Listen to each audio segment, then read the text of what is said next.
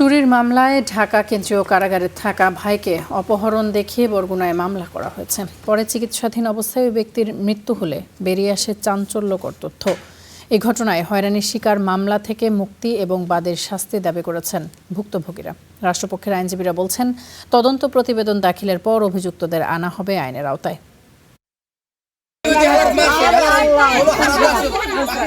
চুরির মামলায় গত বছরের ৭ অক্টোবর ঢাকা কেন্দ্রীয় কারাগারে ঠাঁই হয় বরগুনা সদর উপজেলার কামরুল হাসানের।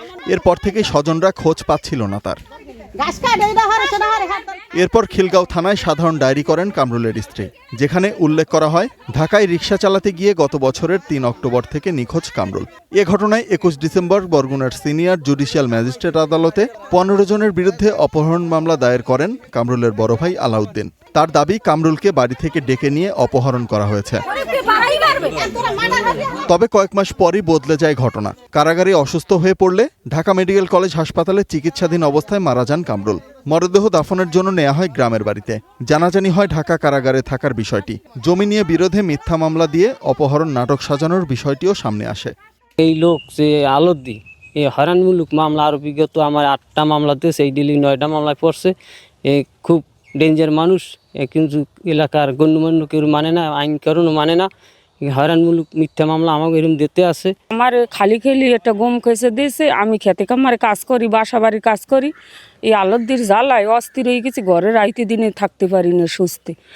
আগে পাশে অনেক মামলা দিয়েছে, এখন আবার একটা 15জন লোক নিয়ে একটা গম কেস দিয়েছে। এই গম কেস দিয়েছে যে আমার ভাইরে একটা মাটি ঢেলাইছে। ঢাকায় কেন্দ্রীয় কারাগারে ছিল, কারাগার থেকে হসপিটালে মারা যায় তা আমরা জানি না। আলাউদ্দিন আমাদের নামে গম কেস মামলা দেয়। এ ঘটনায় তদন্ত চলছে জানিয়ে রাষ্ট্রপক্ষের আইনজীবী বলছেন, প্রতিবেদন দাখিলের পর অভিযুক্তদের আনা হবে আইনের আওতায়। তথ্যপত্র যেটা দেখা যায়, তাতে যদি তদন্তকারী কর্মকর্তা যিনি আছেন সিআইডির, তিনি যত তাড়াতাড়ি সম্ভব এই মর্মে একটা সুন্দর করে রিপোর্ট দেন যে এই আসামিরা এই মামলা নির্দোষ, সেই রিপোর্টটা আসলেই কোর্ট সেই রিপোর্ট অ্যাকসেপ্ট করলে আসামিরা অব্যাহতি পাইতে পারে। ঘটনা জানাজানির পর গা ঢাকা দিয়েছেন অপহরণ মামলার বাদী কামরুলের বড় ভাই Alauddin. Desk report, star news.